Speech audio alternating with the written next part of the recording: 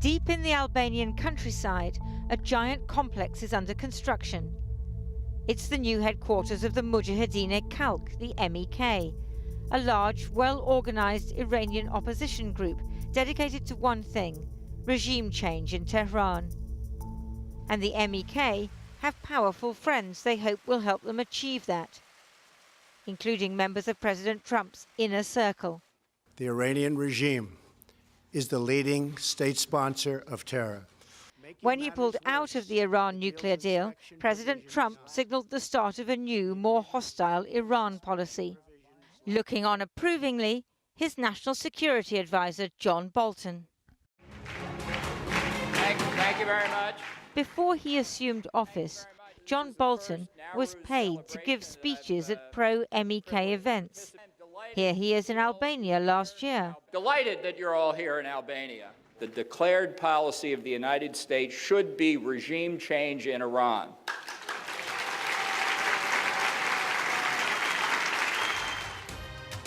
President Trump's aides say that the MEK's leader, Maryam Rajavi, is the face of a democratic future for Iran. You're the vision for the future. You are the vision for the future of Iran.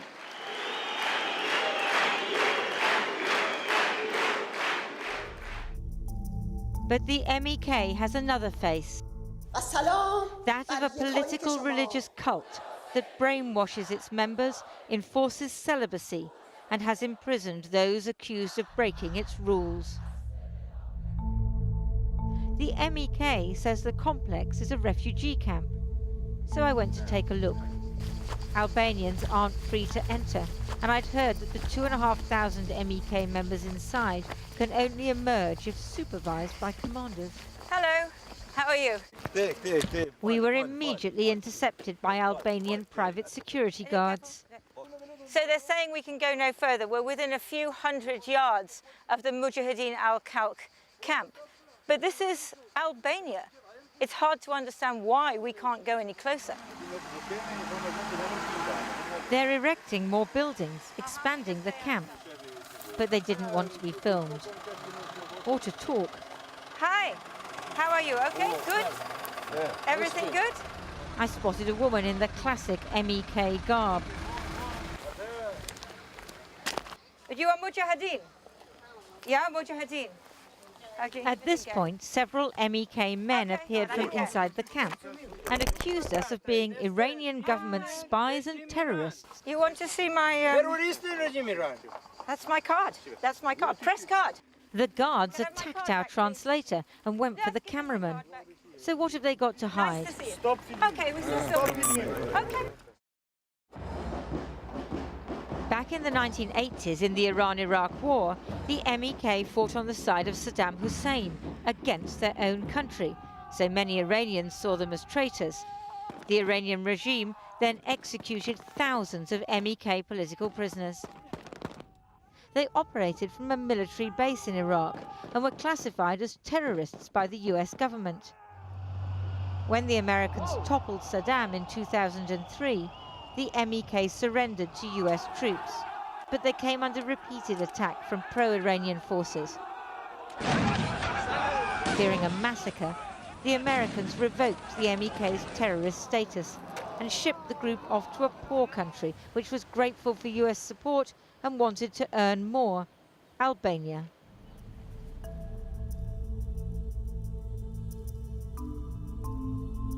Hello. Hi. In Tirana, I met a couple who were trying to convince Albanians that the MEK is up to no good in their country. Hello. Mustafa and Mahbube used to be MEK supporters. They've come all the way from Canada in the hope of seeing their daughter Samaya, who they say was kidnapped by the MEK 20 years ago and is being held in the camp. I am not against the Mujahideen. It's not my business. I am not political. Just, I want to see my daughter. 10 minutes, please. Bring it here, me and my wife. Just see. Mustafa has filmed his 2 decades-long odyssey to rescue his daughter, joining other desperate families in Iraq. On the streets of Tirana, he was roughed up by MEK members, shouting that he was an Iranian terrorist and spy, even though he's been a Canadian citizen for 17 years. I try to translate in Albania. The MEK, who won't let Samaya see her parents unsupervised, has issued a clip of her, also accusing her father of being an Iranian spy. He came back in Albania to say some of these words to all the people in Albania, to say Mujahideen have been kidnapped me. But this is not right, because I am in free country in here. In the anonymous suburbs of the Albanian capital, we found some of the 120 or so Mujahideen defectors who've escaped the camp. They fear that their former commanders are still watching them, but some want to tell their story nonetheless. This hashtag belongs to Mujahideen. These are all Yes. Mujahideen. As a trusted member, Hasan was a keyboard warrior. While others were barred from any contact with the outside world, he says his job was to post fake comments on Twitter, exaggerating Iranian people's support for Maryam Rajavi and insisting that the MEK is behind current protests in Iran. It should comment by the different account and not MEK members Mujahideen, because we want to show the Iranian people support Maryam Rajavi. So you were a troll? Yes. You were an internet troll? Yes. Hasan showed me where he used to stay in the camp. We lived here. He says reading online made him realize that life in the MEK was not normal, especially the endless indoctrination, rigid separation of men and women, and the forced public confession of any thoughts about sex. During the day, all of the members should write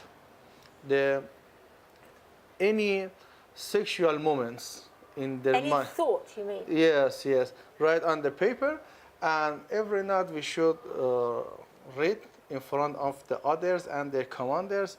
For example, when I wake up, I have a sexual moment, or when I saw a woman or a girl, I have a sexual moment. Or So you have to confess? yes. The defectors should feel free in Tirana, but mental and physical scars remain. Mohsen, as we're calling him, told us he was tortured in Iraq 24 years ago when Mujahideen commanders accused him of being an Iranian spy. من نزدیک به 45 روز تحت همین شکنجه اینا بودم. یعنی اینجوری شکنجه میکردن که من بتونم حرف بزنم. It wasn't until he got to Albania that he plucked up the courage to defect. من خودم واقعیت این که اصلا احساس امنیت نمی‌کنم توی این کشور آلبانی. به دلیل اینکه مجاهدین هستن. می‌خوام سر به نیستش بکنم. اونا دنبال سر به نیست کردن منن. We've obtained a secret Albanian police threat assessment from earlier this year that says the MEK members are deeply indoctrinated, have been part of military structures and participated in acts of war and terror. It continues, in Iraq, some former members of this organization were murdered. There are reasonable suspicions that the situation here is similar to the one in Iraq. Albanian security officials worry that the MEK is building a state within a state. Organizat me rregulla le të themi strikte dhe në rast se del nga korniza e tyre kriminale, ata ekzekutohen vetë nga antarët e vetë brenda vetes.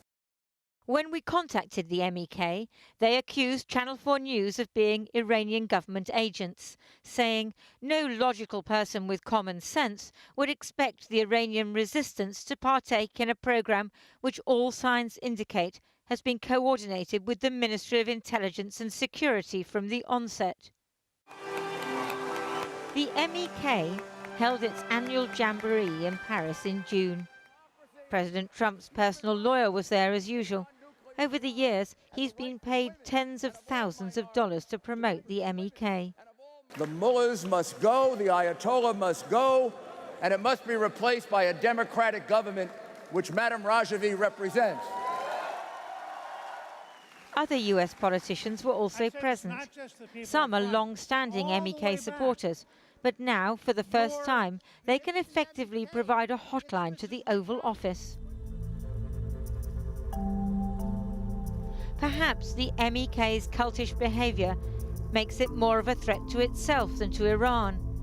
In the camp, they're ageing, and as they weren't allowed to have children, there's no new generation.